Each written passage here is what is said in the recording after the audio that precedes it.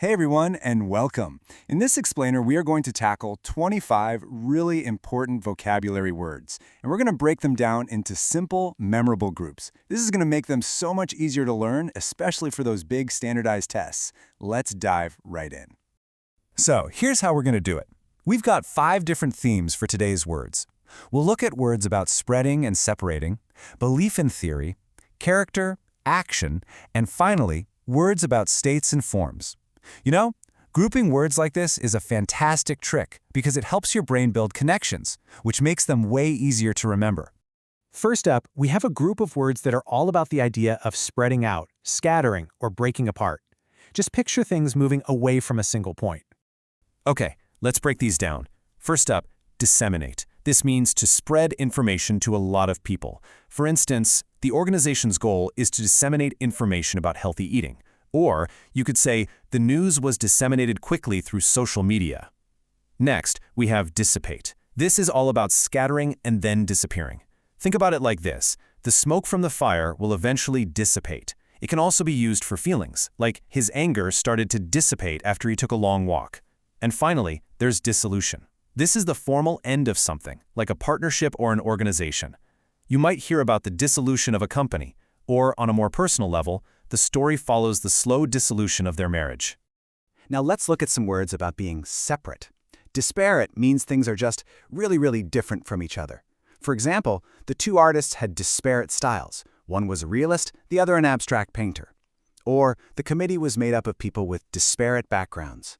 Then there's distend, which means to swell up from the inside. You could say, the sails of the ship distended in the wind. Or maybe a more common example, his stomach began to distend after eating the entire pizza. And lastly, distinguish. This is simply about seeing the difference between things. For instance, it was hard to distinguish the real diamond from the fake one. Or good leaders can distinguish between what is important and what is merely urgent. All right, let's move on to our next group. These words are all about how we think. They're about our beliefs, our theories, and our ideas. This is where we really start to get inside a person's head. So if you call someone dogmatic, you're saying they are incredibly stubborn about what they believe. And just so you know, it's definitely not a compliment. It means they really aren't open to hearing other ideas. For example, his dogmatic insistence on his own theory made him difficult to work with. Or, the discussion turned into an argument because of her dogmatic statements. Now, doctrinaire is very similar. This word describes someone who follows a doctrine or a specific set of rules so strictly that it's just not practical in the real world. For example, the manager's doctrinaire approach to the rules lowered the team's morale. Or, she was too doctrinaire to adapt her methods to the new situation. So, what's the key difference here? They sound so alike. Well, think of it like this. Dogmatic is really about a person's arrogant attitude. It's about them thinking their personal beliefs are the only ones that matter. Doctrinaire is more about their rigid method. It's about them sticking to an official theory or set of rules no matter what. Both are inflexible for sure, but the reason why is just a little bit different. Okay, a couple more words about belief. First, egalitarian. This is a really positive word. It describes the belief that everyone is equal and deserves the same rights. You could say, the company culture is based on egalitarian principles of fairness. And on the flip side, we have dubious. If you're dubious, you're feeling doubtful or suspicious. For example, he made the dubious claim that he could speak 10 languages. Or, I was a little dubious about the offer because it sounded too good to be true. Let's shift gears and talk about words that describe personality and how people behave. These words are perfect for describing characters in a book or, people you actually meet in real life. First up, docile. This just means someone is calm, easy to teach, and obedient.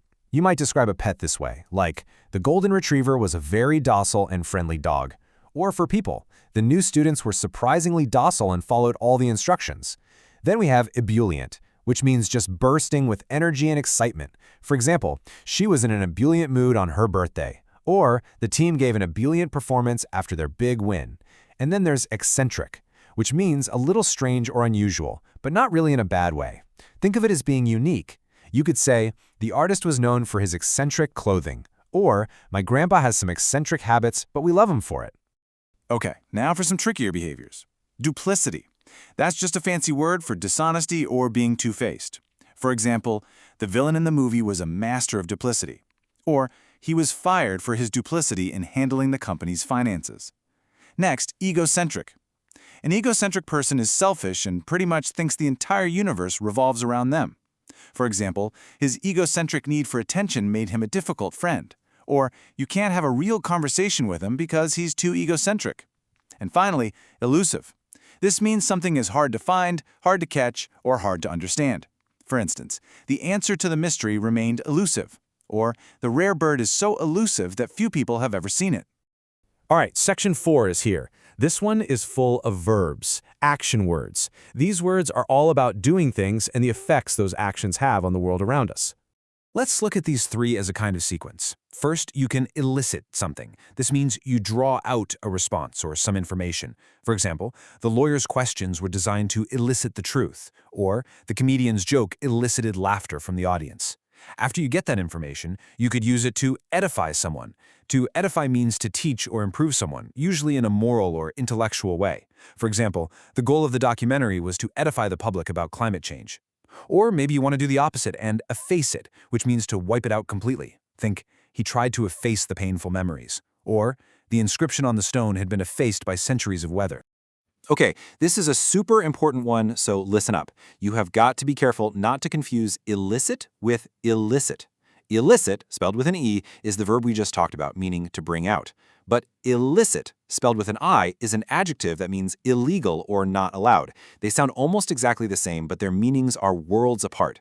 This is a classic test trap, so make sure you've got this one down. Eclectic is such a cool word. If your taste is eclectic, it means you like a wide variety of things from many different sources. For instance, someone with an eclectic taste in music might love everything from classical to country to K-pop. Another example, the furniture store had an eclectic collection of items from different eras. Or, her reading list is very eclectic, including science fiction, history, and poetry. Now for a really strong word, egregious. This isn't just for something that's bad. This is for something that is outstandingly, shockingly bad. It's a much more powerful word than error or mistake. For example, lying to the judge was an egregious mistake. Or, the team lost the game because of an egregious foul in the final seconds. And here we are, our final group. These last few words all describe a state of being, like being asleep or active, or they describe the form and shape of different things. Okay, think of a volcano. When it's not erupting, it's not gone, it's just dormant. It's inactive or asleep, but it definitely has the potential to become active again. You can use it for other things too. For example, many bears are dormant during the winter. Or, for a person, her talent for drawing lay dormant for years until she took an art class. Now, domestic is a word you'll see used in 2 main ways. The first meaning has to do with the home or family. You might talk about domestic chores like laundry or domestic life. The second meaning relates to a country. So a domestic flight is a flight that stays within one country, whereas an international flight goes to another one. You could also talk about a country's domestic economy. An effusion is a big, pouring out of something, usually words or emotions. It's an unrestrained, overflowing expression. For example, his speech was a heartfelt effusion of gratitude for all the support he received.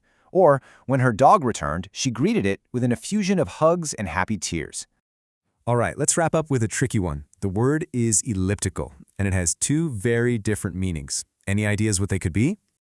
Okay, so first, and probably the easier one to remember, elliptical can describe an oval shape, like an egg or the orbit of a planet. You could say, he bought an elliptical table for the dining room. But the second meaning is the one you really want to watch out for. It describes speech or writing that's confusing because important words have been left out. So if your friend texts you, "At store, you need anything?" That's elliptical. The words I am and do are missing. In literature, a critic might say, the poem's meaning was unclear because of its elliptical style. So which one is more likely on a test? It's often that second meaning because it tests a more complicated idea. Something to keep in mind.